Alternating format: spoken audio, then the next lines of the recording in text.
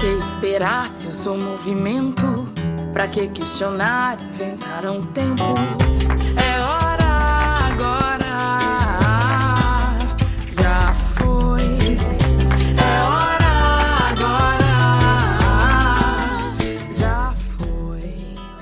Você já ouviu falar de Alcântara? No Maranhão, a cidade é conhecida por abrigar uma base de lançamento de foguetes. Mas o que muita gente não sabe é que ela também é um município com maior proporção de quilombolas do Brasil. Quase 85% da população se reconhece como parte dessas comunidades tradicionais, que vivem ali há séculos. Só que, ao mesmo tempo em que resistem e reinventam suas formas de vida, esses quilombolas também enfrentam um histórico de remoções forçadas, desigualdade social e negação de seus direitos, principalmente o direito ao território. Essa história virou caso internacional. Em 2025, o Brasil foi condenado pela Corte Interamericana de Direitos Humanos por violar os direitos das comunidades quilombolas de Alcântara. A decisão exige que o Estado conclua a titulação coletiva do território tradicional até 2028. Oficialmente, a extensão desse território é de 78 mil hectares.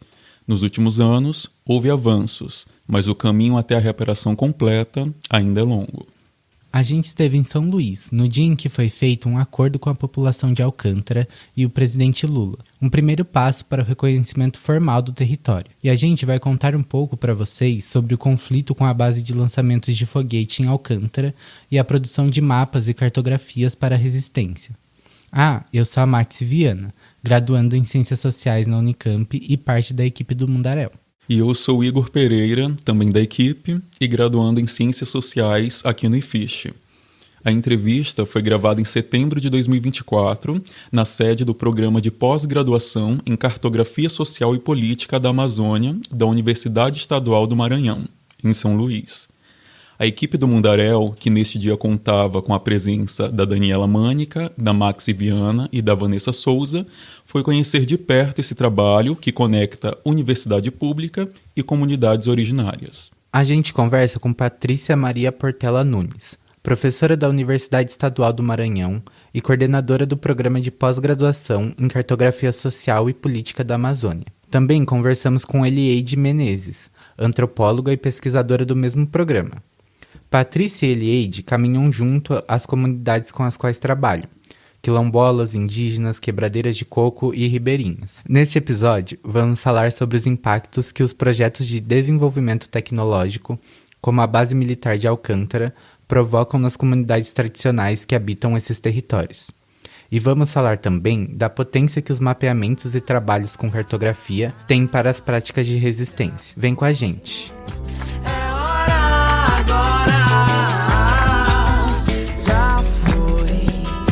Quero cantar pra saudar o vento, que é como amar de cada momento.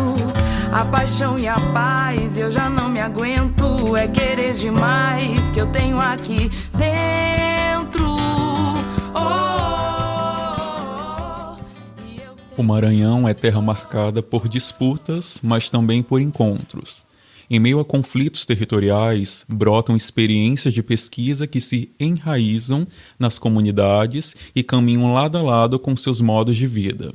É nesse terreno fértil entre a universidade pública, a pesquisa comprometida e a ação conjunta com as comunidades pesquisadas que se movem Patrícia e Elieide.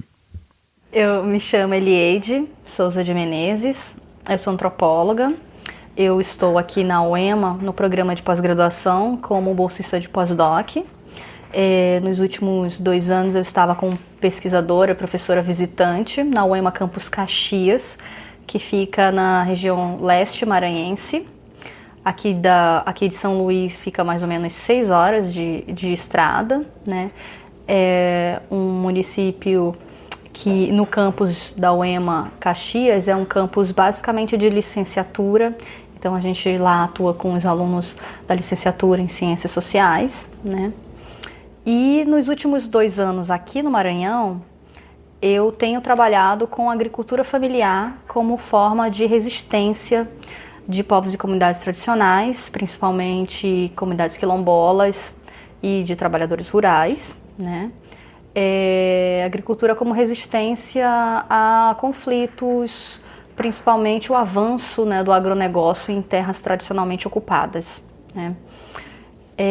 Antes disso, eu estava atuando no Amazonas, no âmbito da Universidade Estadual, como pesquisadora do projeto Nova Cartografia.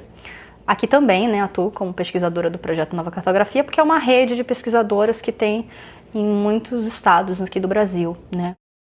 Na luta pela terra, Eliade vê a agricultura como prática política, resistência concreta ao avanço do agronegócio sobre as terras tradicionalmente ocupadas. Mas essa não foi sua primeira frente de trabalho. E no Amazonas eu tenho trabalhado com povos indígenas, principalmente com os piaçabeiros, que são povos de várias etnias: Baré, Tucano, Arapaço, Dessana, Piratapuia, Baniwa, né? E são povos que trabalham na extração da piaçaba, uma atividade que foi considerada pelo Ministério Público do Trabalho em 2013 como trabalho escravo, né? E essas duas experiências de pesquisa, tanto os piaçabeiros no Amazonas quanto os quilombolas e agricultores familiares aqui no Maranhão, nós temos tido recentes esforços de mapeamento social. O que tem se mapeado, né, junto a esses povos? Não só situações de conflito, né, mas situações de lugares sagrados, lugares de referência histórica e cultural para esses grupos. Do Amazonas ao Maranhão, Eliade aprendeu a cartografar não só territórios, mas também desigualdades, modos de vida e caminhos de resistência. Seu percurso pelo projeto Nova Cartografia aproximou de outras pesquisadoras que também atuam com os pés no chão e o olhar atento às comunidades. Patrícia também chegou a esse campo com uma escuta sensível e um compromisso com a luta por território, memória e justiça. Eu me chamo Patrícia, sou professora aqui do programa de pós-graduação em Cartografia Social e Política da Amazônia, onde nós estamos nesse momento, da Universidade Estadual do Maranhão. Esse programa ele tem início em 2013 e ele foi uma iniciativa de pesquisadores que já estavam trabalhando com a cartografia social no âmbito do projeto Nova Cartografia Social da Amazônia. Desde 2004, 2005 que esse trabalho começa, né? Como a Eliade estava relatando, esse trabalho ele tem como propósito, assim, fundamentalmente, pensar os territórios a partir da ótica desses diferentes agentes sociais com os quais a gente se relaciona. Então tem trabalhos com quilombolas, trabalhos com quebradeiras de coco-babaçu, trabalho com indígenas, né? Uma variedade muito grande de identidades sociais e étnicas que vão sendo acionadas no âmbito da realização desse trabalho, né? Infelizmente, a gente se defronta também com diferentes situações de conflito social. Aqui no Maranhão é muito grave, Eliade também tem uma experiência grande em comunidades que foram impactadas, que são impactadas pela Estrada de Ferro Carajás, né? Então, o Maranhão hoje a gente tem situações ligadas à questão de plantio de eucalipto, da ampliação da sojicultura. Juntas, elas fazem da universidade um espaço de escuta, articulação e engajamento. Pesquisa que não observa de longe, mas que caminha junto.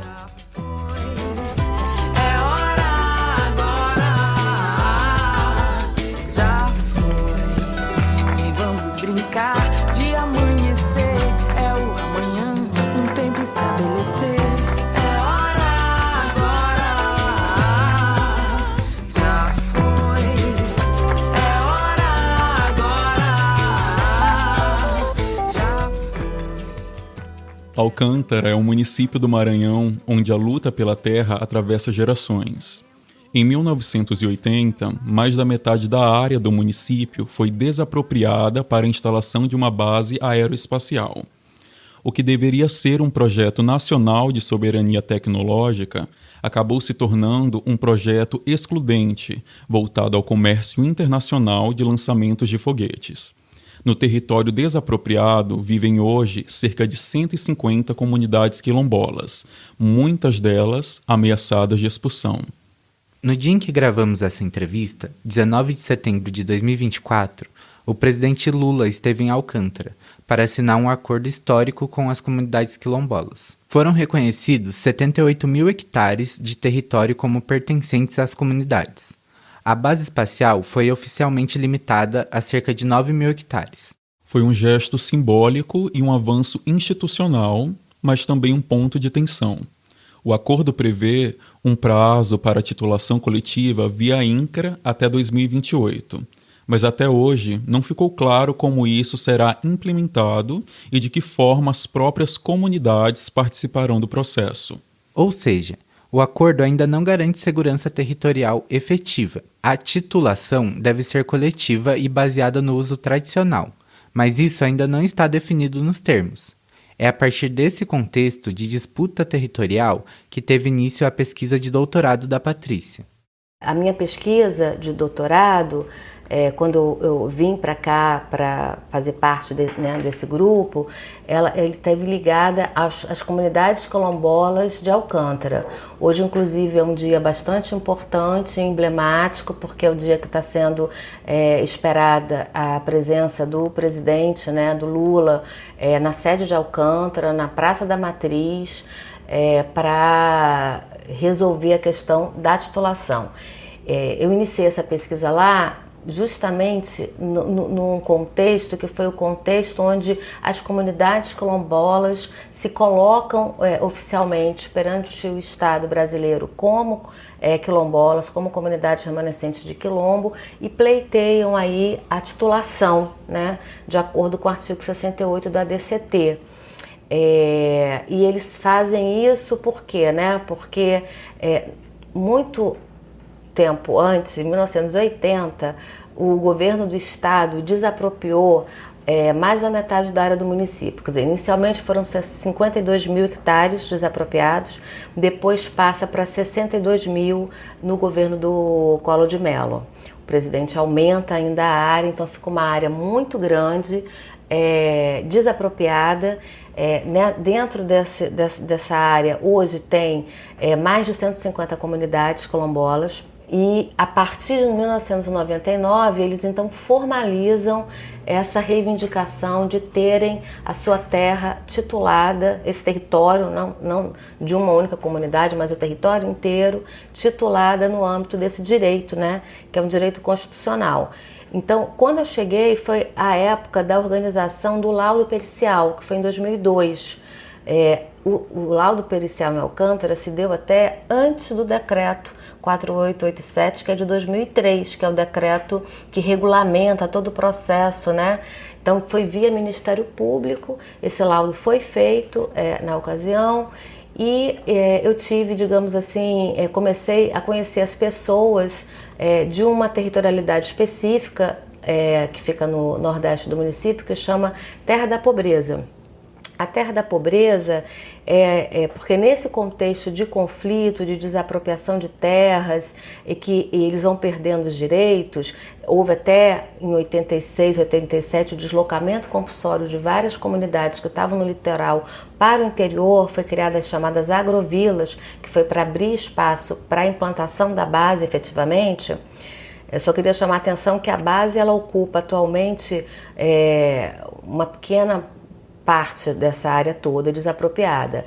Patrícia nos explicou que a chamada Terra da Pobreza refere-se a uma área reduzida, que restou para as quilombolas depois da enorme desapropriação de terras para a instalação da base. Antes, o território tradicionalmente ocupado chegava a aproximadamente 70 mil hectares. Mas a partir dos anos 1980, com a instalação do Centro de Lançamentos de Alcântara, cerca de 62 mil hectares foram desapropriados, expulsando as comunidades das suas áreas de vida e produção. Essa chamada Terra da Pobreza, ela é resultado de uma doação que foi feita pelo antigo proprietário de terras antes de 1850, no contexto da Lei de Terras, eles já estavam nessa localidade, os que hoje são, né, descendentes desses que foram beneficiados com a doação, é a família Cerejo, é a família Ribeira, um conjunto de famílias que eles identificam hoje e que já estão colocados nesse lugar desde esse período que antecede. Isso é muito forte em Alcântara. Para as comunidades, o pertencimento à terra não é apenas jurídico, é afetivo, histórico e espiritual. São muitas as formas de nomear e reivindicar esse vínculo. Seu Domingos, uma das lideranças da comunidade, registrou essa memória em um livro. Foi ele quem disse a frase que virou símbolo da luta quilombola em Alcântara: plantamos com os dentes para colher com a gengiva. O acesso à liberdade, né, à terra livre das grandes plantações, ela se deu muito antes da própria abolição da escravidão no Brasil. Então, o controle sobre essas terras é muito antigo. Eles falam que é ligado a tempos imemoriais, que é como a própria documentação com as quais eles dialogam se referem a eles. E tem lugar assim para inúmeras designações relacionadas a esse contexto de acesso à terra. Então tem a terra da pobreza, tem a terra de santo, tem a terra de santíssimo, tem a terra de caboclo, e essa terra da pobreza que é uma categoria que ela é designativa dessa expectativa que eles têm mesmo sobre o direito deles sobre as terras. Tanto é que o senhor Domingos, que é autor aqui de um dos livros da coleção que nós temos, chama História do Padrinho Domingos, o doutor de Ossos de Canelatiua, que era, digamos assim, uma pessoa que tinha toda essa memória das gerações anteriores e do contexto mesmo de acesso à terra. Ele começava falando que eles plantaram com os dentes para colher com as gengivas, que essas terras pertencem a eles e que não tem como tomar essas terras deles, porque eles têm uma relação de pertencimento e de propriedade mesmo, porque eles foram beneficiados por essa doação cartorial que foi feita no período colonial, né? Então eles se reportavam a esse direito quando a base, os militares, chega com essa determinação da desapropriação, né? O projeto da base militar mudou com o tempo. Se antes se falava em desenvolvimento nacional, hoje se fala em parcerias comerciais, plataformas alugadas e acordos com potências estrangeiras. O projeto também foi mudando muito. Então, hoje a gente tem uma plataforma de lançamento. Teve um período que eles queriam construir 10 plataformas de lançamento, chegando até, passando de Canelatiua com fins já comerciais. Porque inicialmente o projeto era com a finalidade de desenvolvimento desse conhecimento aeroespacial no Brasil também, né?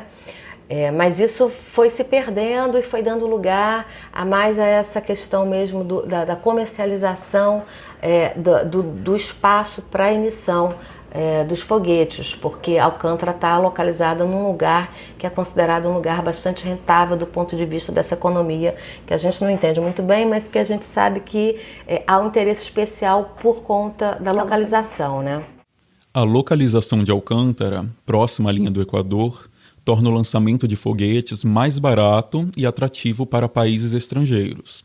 Essa vantagem geográfica foi usada desde o início como justificativa para o projeto da base. Mas a promessa de autonomia tecnológica e desenvolvimento científico para o Brasil nunca se concretizou. O que existe hoje é uma base que atende, sobretudo, aos interesses dos Estados Unidos e que, em vez de impulsionar a tecnologia nacional, impõe limitações, restringindo inclusive o acesso de cientistas brasileiros às tecnologias utilizadas.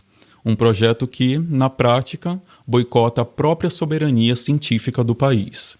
É o acordo de salvaguardas tecnológicas. Quando o Brasil firma um acordo com os Estados Unidos, ele firma tendo como referência essa salvaguarda tecnológica, ou seja, os brasileiros não teriam acesso à tecnologia deles, né? Então, isso sempre foi assim uma questão que durante muito tempo vários governos tentaram firmar esse acordo e isso não acontecia, aconteceu agora no governo do Bolsonaro, né?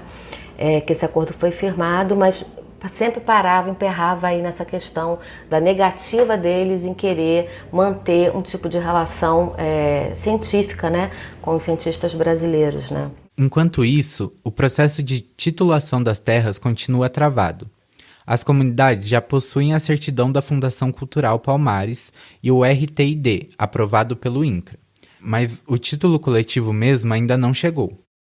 A Eliade explicou para a gente que o RTID, Relatório Técnico de Identificação e Delimitação, é o documento que reconhece oficialmente o território como pertencente a uma comunidade quilombola e fundamenta a titulação coletiva da terra por parte do Estado. Depois da aprovação do RTID, o INCRA pode emitir o título de propriedade, preferencialmente em nome da associação comunitária. Um processo parecido com o que contamos lá no episódio 31. Se você ainda não escutou, pode voltar lá. Mas o título nunca vinha exatamente por conta dessa questão de uma colisão aí de interesses, né? Porque aí o governo federal também o tempo inteiro interessado na ampliação da base e tudo. Outra coisa que o seu Leonardo sempre pontua, né, sempre que ele participa de audiências públicas e reuniões em Brasília, em ministérios e tudo, é o questionamento do porquê 62 mil hectares se a base está há 40 anos ocupando esse espaço e que muito pouco se fez, né? Eu acho também, Patrícia, nesse ponto que o Estado vem atuando também como com estratégias para desarticular o próprio movimento social que vem se estruturando aí, né, e se organizando. Nesse caso, por exemplo, que a Patrícia está falando, que teve comunidades que foram deslocadas compulsoriamente, foram para as agrovilas, por exemplo, o Estado, ele prometeu o título da terra, só que individual. E a gente está falando de povos e comunidades tradicionais que historicamente têm vivido numa territorialidade coletiva, né, no território coletivo, no uso coletivo do território. E essa promessa, né, da titulação individual por família e tudo mais, que há 40 anos ela se deu, por exemplo, hoje essas comunidades, se antes tinham 30 famílias, agora já tem 80, só que eles não podem construir, eles não podem ampliar área de roça. Então, quer dizer, como é que vive 80 famílias num espaço para 30? E com essa promessa da titulação individual, que vai conflitar com os interesses do coletivo que querem titulação coletiva. Então, o Estado, nesse caso também, tem atuado com essa estratégia de colocar uns contra os outros. E isso enfraquece o movimento, enfraquece qualquer luta, né? Isso a gente tem visto atualmente. Esse tipo de intervenção desconsidera os modos de vida tradicionais e transforma o cotidiano em um contexto precário de sobrevivência. Em diferentes situações que a gente acompanha, essa questão dos conflitos internos, eles vão sendo intensificados de acordo com a atuação, com a forma de intervenção do Estado junto a essas comunidades. Isso. Esse caso que ele mencionou, das agrovilas, né, foi muito, assim, parece que pela lógica dos planejadores é uma coisa muito simples. Você tira de um lugar e coloca em outro lugar, né? Agora, para quem vive, para quem faz o uso coletivo, que entende dessa relação com os recursos naturais, isso é um verdadeiro genocídio, porque eu me lembro muito Dona Leandra, que é uma liderança lá de Alcântara, que foi deslocada, dizendo que eles estavam comendo peixe de bucho inchado, por exemplo. Por quê? Porque eles moravam na praia e o acesso aos peixes era direto, o consumo era um consumo diário, eles passaram um tempo em Alcântara que não existia nem energia elétrica, mas eles não tinham problema com isso. Eles passaram a ter problema mais quando eles foram para a luz elétrica, mas que eles ficaram distantes do pescado e que eles levavam 2, 3 dias para ter acesso ao peixe. Né? Então, a divisão dos recursos naturais, ela foi intensificada com esse deslocamento. Eles começaram a ficar dependendo do peixe do Rio São João e aí estão tendo que dividir os recursos. Em Alcântara, a luta quilombola é também uma luta contra o silêncio. um projeto que se dizia nacional, de desenvolvimento científico e tecnológico e que apagou histórias, deslocou famílias e atrasou o reconhecimento de direitos básicos. Ainda assim, as comunidades resistem com memória, com mapa, com palavra. É querer demais que eu tenho aqui dentro.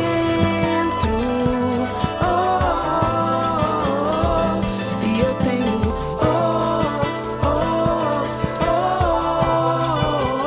pra quê? Pra que esperar se eu sou um movimento? Pra que questionar, inventar um tempo?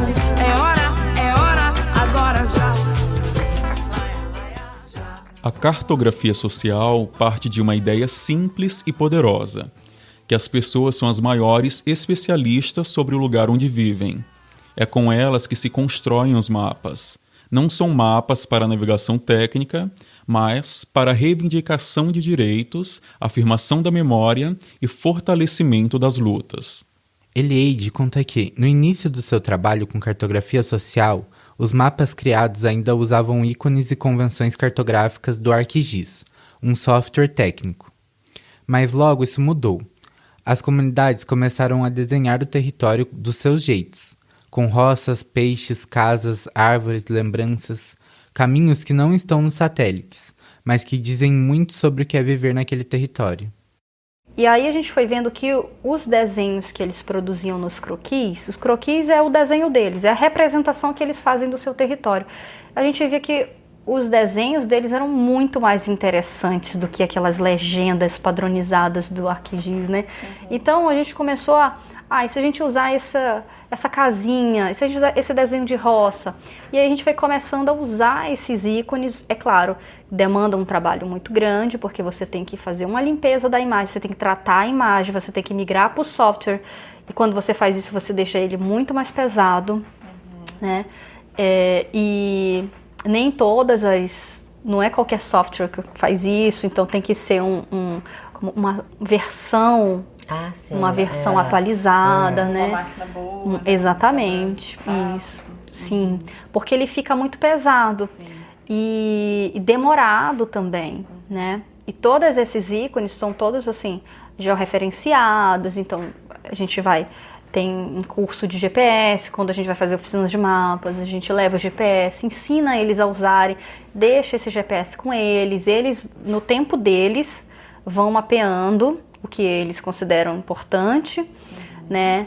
E tem um mapa que a gente demora mais de um ano para fazer, porque eles precisam desse tempo, é o tempo deles, né? Então eles precisam desse tempo para andar o território, às vezes o território é grande, então até eles tomarem os pontos, aí eles anotam numas listas, quando eles devolvem o GPS com as listas, né? Aí que a gente vai compilar no laboratório, a gente vê essa possibilidade, né, do uso dos desenhos. E então logo no início, quando a gente mostrava esses mapas com os desenhos, tinha um choque na academia de não reconhecer aquilo como um mapa. O mapeamento é feito de forma coletiva, em oficinas que reúnem moradores de diferentes gerações. Cada um contribui com uma lembrança, uma referência, uma marca no espaço, um arquivo coletivo do território.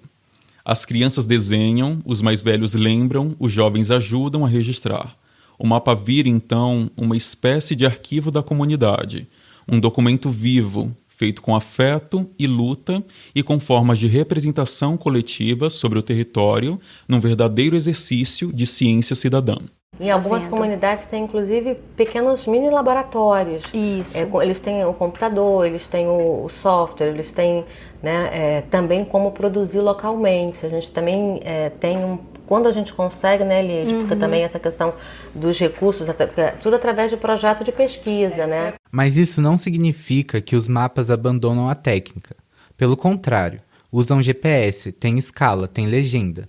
Só que as referências vêm da experiência, não de um manual. É a comunidade que decide se o rio vai ser preto, azul ou verde, porque é assim que ela o vê. Aí é uma coisa curiosa, porque ao mesmo tempo é uma precisão, assim, realmente do ponto de vista da cartografia, é GPS, são os pontos georreferenciados. E tirados por quem melhor conhece o território. É. Acho que essa é a grande... E tem uma experiência bem interessante, a gente trabalhou no Amazonas, que, por exemplo, Rio Negro a cor é preta, né? O rio é preto, assim. E aí a gente estava fazendo um croquis para um desses mapeamentos, e aí as crianças têm um papel muito importante nas oficinas, que elas adoram desenhar, então geralmente elas participam das oficinas de mapas, as oficinas de mapeamento social, de cartografia social, desenhando, fazendo ícones, né? E aí elas foram desenhar o Rio Negro e elas pintaram o rio de preto, porque a representação que ela faz do rio onde ela mora, né? E aí foi na hora de passar para o mapa, para passar para o programa, um geógrafo que aleatório, não era do nosso programa, mas que olhou e falou assim, não, mas isso aqui não está na convenção, onde viu o Rio Preto? O rio tem que ser azul. Aí a gente, não, mas é que é lá o Rio Negro, e é assim que eles representam. Eles veem no desenho para eles, é preto o rio, porque a realidade deles é essa. A água não é então, azul, né? Então, para a gente, o que é mais importante, né? A representação social que esses grupos fazem de si, dos seus territórios, ou uma convenção? Né? A gente, então, acaba priorizando, porque afinal de contas esse mapa é deles. Né? Então, eles vão obedecer sim à convenção, mas não essa convenção assim, de ter o ícone, de ter a legenda, de ter a cor que a convenção...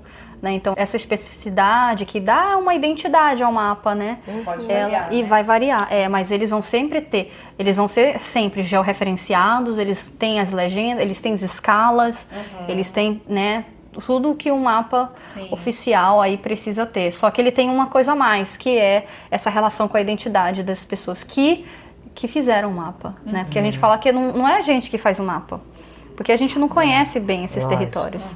Né? São esses povos que estão construindo seus próprios mapas, né? Então a gente acaba facilitando a materialização disso. Né? O nosso trabalho é mais E aí, isso. assim, a nossa atividade de pesquisa também, a gente vai descobrindo muita coisa, né? Por exemplo, nessa região aqui, estou vendo aqui que a gente tentou identificar os lugares onde... E é sempre circunscrito. O mapa, ele é situacional. Ele é do momento da pesquisa. Você pode, daqui a, sei lá, 10 anos voltar e esse mapa, a representação do mapa, isso daí tudo ter mudado, né? Também as atividades de pesquisa vão mostrando, por exemplo, eles vão falando de antigos engenhos, a gente vai tentando fazer o esforço de ir lá com o GPS para poder marcar os antigos engenhos. Aqui tinha referência porque esse município aqui, ele no passado colonial foi um aldeamento, o lugar de um aldeamento indígena dos Tremembé. Então a gente foi vendo os Tremembé em vários lugares também. Então a gente vai lá e discute com eles, né, da importância de aparecer. O mapa é sempre fruto de uma relação. Patrícia explica que ele é situacional. Ele captura o momento de uma comunidade, mas pode mudar com o tempo. Pode registrar antigos engenhos, rastros de aldeamento indígenas, conflitos com a mineração ou com a energia eólica. Aqui a gente foi por conta da eólica. Quando a gente chega lá, a gente descobre que essa região aqui do mar, ela está sendo alvo de exploração de calcário marinho. Então já é um outro conflito, né? Você vai achando que é uma coisa, você chega num lugar... Uma coisa vai levando a outra, né? Em alguns casos, o mapeamento nasce da própria pesquisa de mestrado de quem pertence àquela comunidade. Esse foi o caso da estudante indígena Rosa Eliana Torres, da etnia Tremembé, que recuperou a história de deslocamento de sua família do Ceará até o Maranhão. Os Tremembé, eles são da... Os daqui, né? Os daqui são da Raposa, mas o trabalho dela tentou descrever toda a história de deslocamento deles do Ceará, já por questões de conflito, por questões de seca também, para cá, para São Luís. Aqui tem um município na ilha de São Luís que chama Raposa, que é onde eles se colocaram. A época, quando eles chegaram, era um bairro da cidade de São Luís. Depois eles passaram a ser um município e aí eles foram perdendo as suas áreas de plantio, de tudo. Então o trabalho dela contempla o próprio deslocamento, como que se deu o deslocamento da família, há quanto tempo eles estão aqui, porque eles não eram reconhecidos como indígenas na Raposa. A Raposa era conhecida como um bairro de pescadores cearenses durante muito tempo. Então esse processo deles de afirmação dessa identidade, sim, eles são pescadores, mas eles são Tremembé, né? E aí vem toda essa discussão, o trabalho tenta contemplar isso, né? É interessante também porque em outras situações a gente já teve uma situação, algumas vezes acontece, do aluno ele ser originário de uma determinada comunidade, de um determinado território, mas ele próprio não conhecer muito bem a história desse território. Então é a própria dissertação que faz com que ele comece a interagir com os mais velhos e ter acesso a essa trajetória, essa história. A Regiane foi muito isso. Regiane Pinto, uma aluna nossa, que é da região da Baixada, porque ela já era enfermeira e morava em São Luís. Então, quando ela começa a fazer, foi a indicação do professor Luizão, ela tinha um trabalho com o professor Luizão, que é um professor, ele faleceu recentemente, médico, mas ele foi um dos fundadores do CCN, que é o Centro de Cultura Negra do Maranhão, né? Então, ela conheceu o professor Luizão, através dele teve conhecimento do mestrado, se inscreveu, passou, aí foi fazer o trabalho sobre Brasília, que era a comunidade dela, e o que acontece? Ela vai então recuperar toda essa memória que ela não tinha, inclusive já tinha pleito como quilombola, ela não sabia, então aí é toda a relação dela também de conhecimento, de aproximação, né? Sobre a história dos antepassados dela, dos pais, dos avós. E da luta que estava já em curso, que ela também não sabia. Já existia uma luta e um pleito por esse reconhecimento, né? Que é como amar de cada momento. A paixão e a paz, eu já não me aguento. É querer demais que eu tenho aqui dentro. E eu tenho